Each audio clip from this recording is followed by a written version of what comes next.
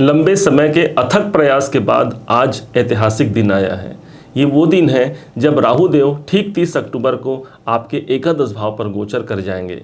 सबसे ज़्यादा अच्छी खुशकिस्मती की यदि कोई राशि होगी तो वो आपकी अपनी लग्न राशि होगी। हाँ, आपको बता दें, यदि आप इसे लग्न राशि पर देखें तो आपकी सटीकता बहुत अच्छी बैठेगी। और यदि आपको ज्ञात नहीं है आपकी लग्न राशि कौन सी है, उस स्थिति में आप इसे अपने चंद्र राशि के अनुसार तो देख ही सकते हैं। दोनों ही परिस्थिति में आपके लिए बेहद अनुकूल होगा, बेहद महत्वपूर्ण होगा। कैसे होगा, क्या होगा, इसे ही आप समझिएगा। सबसे पहले समझ लेते हैं राहु ने अब तक आपको पिछले 1.5 साल से क्या प्रदान किया।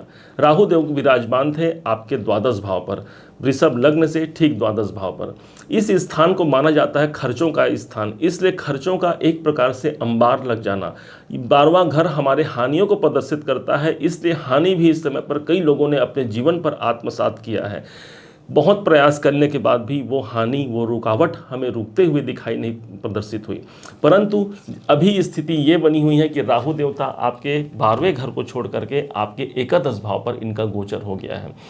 12वें घर पर जब थे तब यहाँ से इनकी दृष्टि पड़ी 1 2 3 4 5, इनकी पंचम दृष्टि पड़ी थी आपके चतुर्थ भाव पर। कई लोगों ने अभी तक जो समय को देखा अपने प्रॉपर्टी संबंधी कई विवादों को देखा, या फिर हम ये मान सकते हैं कि प्रॉपर्टी हम खरीदना चाहते थे, पैसे थे, व्यवस्था थी, सब कुछ थी, लेकिन उसके बाद भी प्रॉपर्टी हमारे हाथ में नहीं आई। क्यों? क्योंकि चतुर्थ भाव कहीं ना कहीं राहु की दृष्टि के कारण बाधित हो गया। हमारे जीवन को एक प्रकार से खुशियों में एक बाधा की स्थिति बनी। क्यों? क्योंकि चतुर्थ भाव हमारे खुशियों को प्रदर्शित करता है। दूसरी ओर इनकी जो 7वीं दृष्टि पड़ी थी राहु की, वो पड़ रही थी सीधे आपके छठे भाव पर। छठा भाव हमारे रोग, हमारे ऋण, हमारे शत्रुओं का होता है। मानो कि एक स्वास्थ्य संबंधी समस्या तो चलिए बनी हुई है, दूसरा हमने कर्जों को भी अपने जीवन पर आत्मसात होते हुए देखा। कौन चाहता है कर्जों पर बढ़ोतरी करना? कोई नहीं चाहता। भाई, जब हम कोई कर्जा लेते हैं तो ये चाहते हैं कि उस कर्जे को नियत समय पर उसे चुका दिया जाए, ताकि समाज में हमारी पद प्रतिष्ठा बनी रहे और हम आर्थिक रूप से संपन्न हो सकें। परंतु यहाँ पर भी कई लोगों को अनेक प्रकार से विपत्तियों का सामना करते हुए आपने देखा। यही वो स्थान है जो शत्रुओं का होता है। हम किसी का हित करना नहीं चाहते, परंतु लोग हमारे अहित के लिए कामना करते हैं। अर्थात कई लोगों के द्वारा आपके कार्य में बाधाओं की स्थिति को आपने होते हुए देखा। अपने कर्म क्षेत्र में हाँ, ये जो स्थान है वो आपके नौकरी का स्थान भी होता है, इसलिए कर्म क्षेत्र में भी जो लोग जॉब करते हैं उनके लिए भी मनोनुकूल स्थान का प्राप्त न हो पाना, या फिर जितनी हमारी सामर्थ्यता है उस सामर्थ्यता के अनुसार हमें वो पद प्रतिष्ठा न मिल पाना, वो सैलरी न मिल पाना, वो स्थान न मिल पाना जो हम चाहते थे, ये सब भी बहुत लोगों ने अपने जीवन पर आत्मसात किया है। यही नहीं, राहु की दृष्टि, एक दृष्टि इनके आपके अष्टम भाव पर पड़ रही थी। अष्टम भाव रुकावट का है, बाधा का है, तनाव का है, डिप्रेशन का है, बहुत कुछ चीज़ों का है। इन सब को भी आपने देखा अपने जीवन पर। अब ध्यान से समझिएगा दूसरे पॉइंट को। अब राहु क्या करेंगे? राहु, भाई, ज्योतिष में एक मान्यता है कि राहु जब 3 और तीसरे, छठवें, 10वें और 11वें भाव पर होते हैं, उन्हें बहुत अच्छा कॉम्बिनेशन माना जाता है। राहु के लिए वो सबसे पसंदीदा स्थान होता है। तो तीसरा स्थान आपके लिए ये हो गया जो जहाँ पर राहु नहीं है, छठा स्थान यहाँ पर राहु नहीं है, 10वें स्थान यहाँ पर राहु नहीं है, लेकिन 11वें स्थान पर आपके राहु हैं।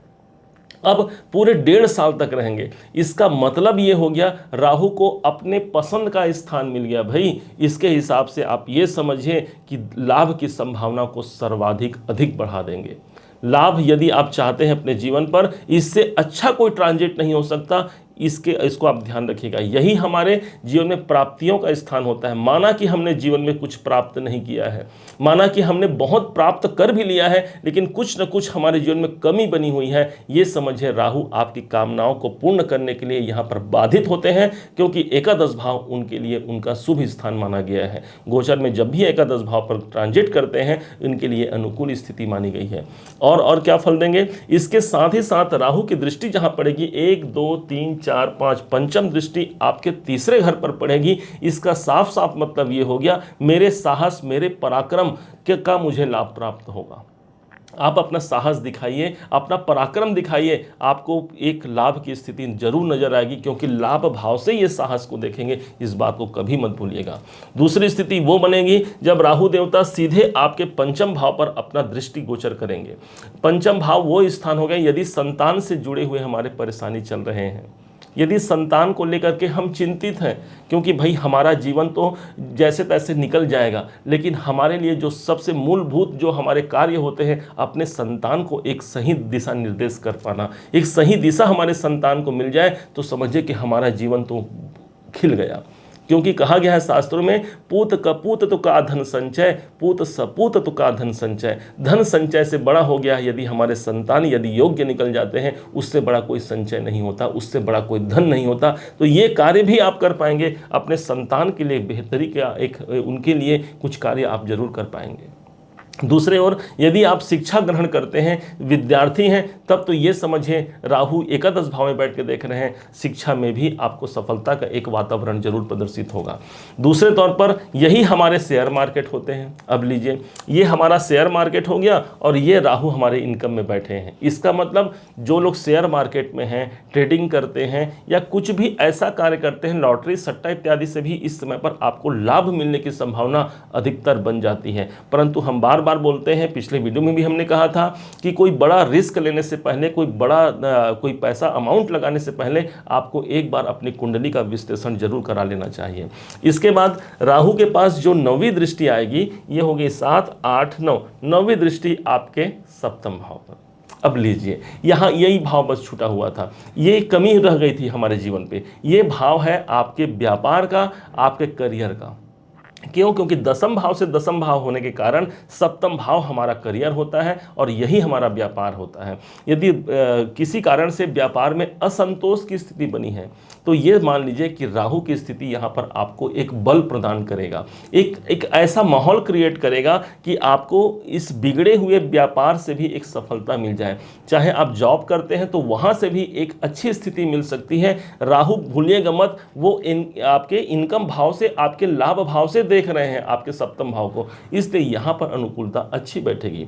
दूसरे तौर पर यह माना जाए, सप्तम भाव चूंकि हमारे विवाह का होता है, तो जो बच्चे शादी के लिए इच्छुक हैं या जिनके माँ बाप चाहते हैं कि भाई योग्य समय पर उनकी विवाह हो जाए, हर माँ बाप की इच्छा होती है कि सही समय पर मेरे संतान, मेरे बच्चों का विवाह हो जाए और वो अपने दाम्पत्य जीवन में खुश रहें, और यही स्थिति बनेगी राहु जब देखेंगे आपके सप्तम भाव को।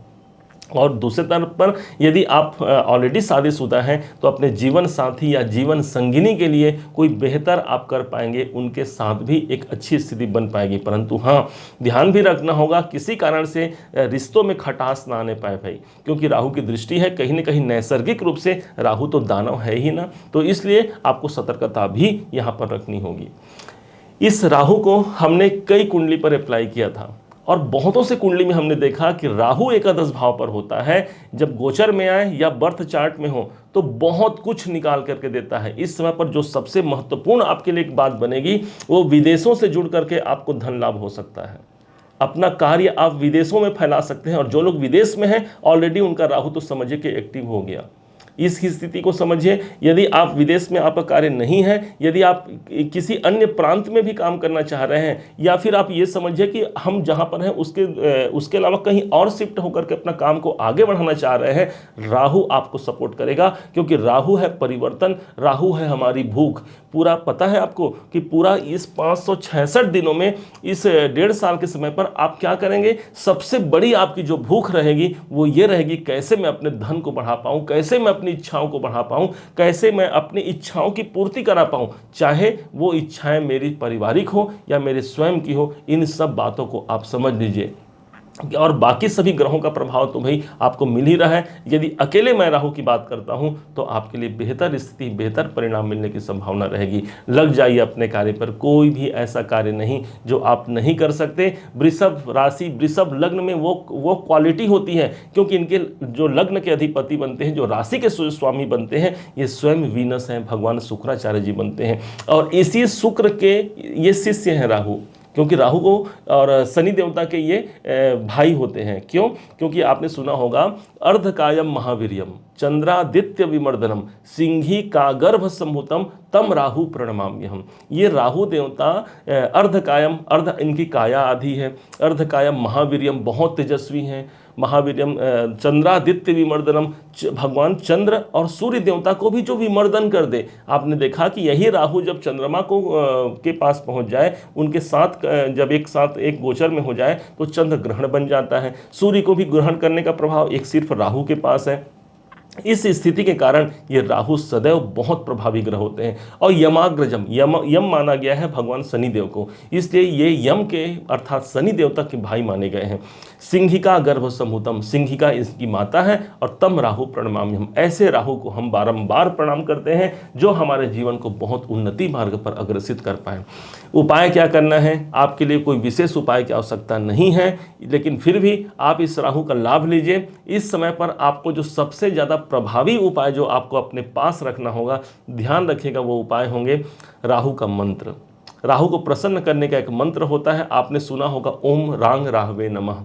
दूसरे तरफ पर एक तंत्रोक्त मंत्र है, लेकिन इस मंत्र को आपको सायंकाल के पश्चात ही करना है, अर्थात रात्रि को भी कर सकते हैं, बहुत काम करेगा। मंत्र है ओम भ्राम भ्रीम भ्रौम सह राहवे नमः। इस मंत्र का आप उच्चारण कर सकते हैं, इसका जाप कर सकते हैं, 108 की संख्या में कीजिए। नियम बनाइए, एक नियम बना करके आगे बढ़िए। निश्चय मानिए ये राहु आपके लिए तो भाई बहुत अच्छे परिणाम देने वाले हैं। उम्मीद है आप सबने इसे समझा, आप सबने इसे जाना। यदि आपने इसे समझा, जाना, मेरे समझाने का प्रयास यदि आपको सार्थक लगा, मेरे समझाने का तरीका यदि आपको सार्थक लगा हो, तो हर बार की भांति इस बार भी अपना प्यार भरा लाइक और कमेंट करना मत भूलिएगा। और हाँ, यदि अभी तक आपने चैनल को सब्सक्राइब नहीं किया है, सब्सक्राइब भी कीजिएगा। पुनः एक बार फिर आप सभी का दिवस बहुत मंगलमय हो, इन्हीं शुभकामनाओं के साथ। जय श्री राम।